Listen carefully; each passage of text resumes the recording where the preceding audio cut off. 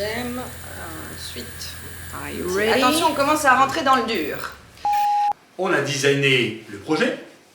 On a travaillé sur son modèle économique. Et maintenant, on va écrire la feuille de route. Si vous n'avez rien compris aux étapes d'avant, venez nous voir, envoyez-nous des messages. La feuille de route, ce sont les différentes étapes de production de ton projet. Aucune n'est définitive. Tu vas t'apercevoir que c'est en faisant avancer un peu chacune des étapes que ton projet va pouvoir commencer à prendre forme. Tout d'abord, il y a la réécriture éternelle de ton pitch. Du récit de ton projet. C'est une tâche de fond.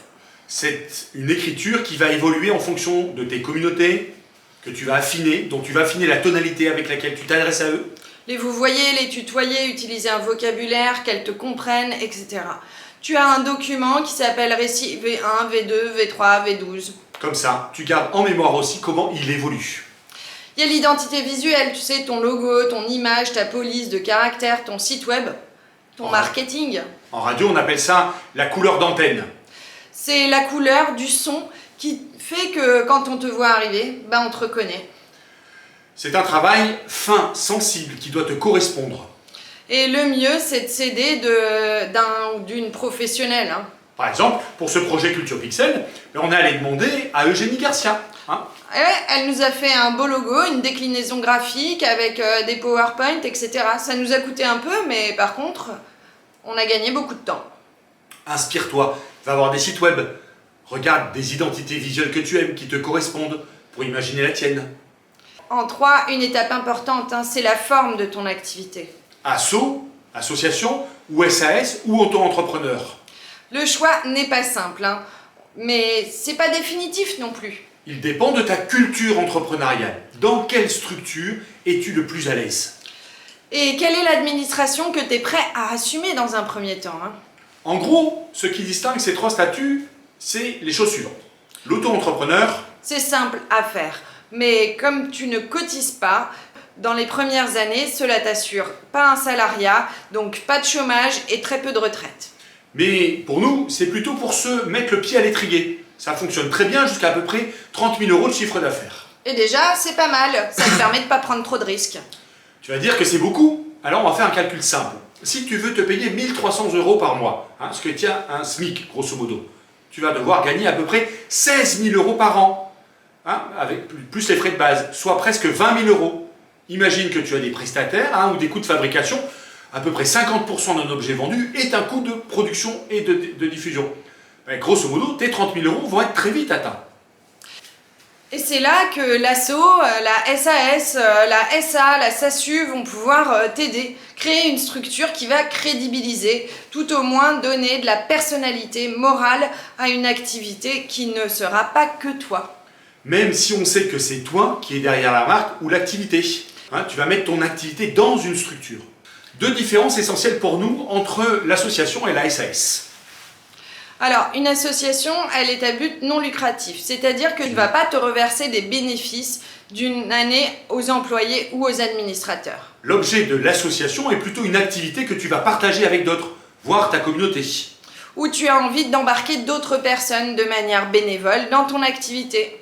Monter une asso, c'est pas forcément être de gauche. Une asso est aussi soumise aux impôts, dans certains cas. Elle est aussi potentiellement dans le champ de la concurrence. Pour la SAS. Tu peux te payer sans être salarié de la SAS en étant actionnaire. La SAS, c'est plutôt pour une activité entrepreneuriale solo, une activité où tu veux garder la main, être le patron. Vigilance, être gérant et actionnaire coûte cher en charge patronale. Mais monter une SAS, c'est pas forcément être de droite. Entreprendre, c'est important pour enrichir son milieu, développer de la valeur à des activités, créer du capital et le partager. Il y a aussi toute une palette de sociétés qui peuvent être des scopes ou des sociétés à mission. Ces 2 différences peuvent être obscures au début, mais essentielles pour la suite quand il va falloir gérer la répartition de l'argent. Bref, souvent, on commence par le statut d'auto-entrepreneur, pour après voir ce qui est pertinent pour ton activité. Soit une association pour aller chercher des financements publics et des subventions, ou une SAS pour un côté plus commercial. Quand tu sais avec quel type de structure tu vas commencer, c'est le bon moment pour poser ton SIRET et ouvrir ton compte en banque. C'est la 4e étape. C'est quoi un SIRET? C'est le numéro que te donne l'INSEE pour que tu aies une existence légale. C'est la preuve que tu es, toi, en tant qu'auto-entrepreneur ou à travers ta structure, légalement constitué. Phase importante parce que ton SIRET va créer ton existence dans toutes les administrations et pour ta surtout, banque. Pour ta banque. Autre point important, ton compte en banque avec ton IBAN qui va te permettre de faire rentrer de l'argent et de le dépenser.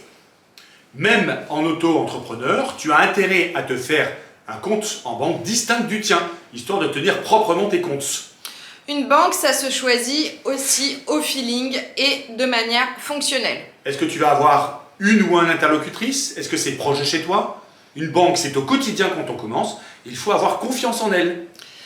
Qu'elle ne t'infantilise pas, une banque, c'est un fournisseur, une entreprise comme une autre, c'est toi qui la payes.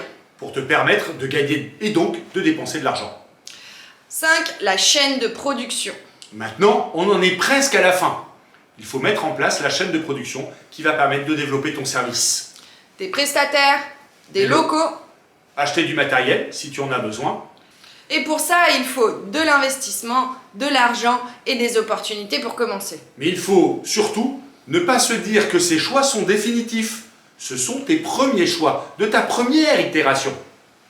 À Culture Pixel, on aime bien l'adage qui dit « Une décision, c'est la meilleure solution trouvée maintenant avec les moyens que tu as aujourd'hui. Si demain tu as d'autres moyens, tu pourras prendre une décision. » Alors, n'aie pas peur, vas-y, faut bien commencer. Dans tous ces choix, tu peux avoir comme indicateur ton intuition. Fais des choix qui rendent ton travail safe et robuste. Ça ne veut pas dire de rester dans ta zone de confort, si jamais cette zone-là existe dans l'entrepreneuriat. Mais cela veut dire de privilégier des choix que tu sens, que tu assumes, dont tu as envie. Avant tout, qui te rendent confiant, confiante. Il n'y a aucune règle dans l'entrepreneuriat que prendre soin de toi et de ceux qui nous entourent pour s'enrichir mutuellement. Et là, on ne parle presque jamais d'argent. 6. Le travail sur l'impact. Sans un travail quotidien, ça n'avance pas. Les influenceurs d'Instagram qui gagnent aujourd'hui de l'argent avec leur compte ont travaillé en moyenne 28,7 heures par semaine. Tandis que ceux qui ne gagnent pas d'argent ont passé en moyenne 21 heures par semaine, sans compter le temps d'investissement, sans rien gagner. C'est terrible, mais la différence est énorme. Consacre ton temps à proportion de ton modèle économique. Si ta création c'est 1/5 de ton modèle économique, bien tu vas travailler dessus un jour par semaine. Ne passe pas des heures à faire les choses à fond. Avance en râteau, petit à petit, car ton projet et tes opportunités vont évoluer. Dans la dernière partie de cet accompagnement, on va vous aider à être un bon patron. C'est la clé de l'endurance et surtout, votre premier employé, c'est vous. Excellemment vôtre.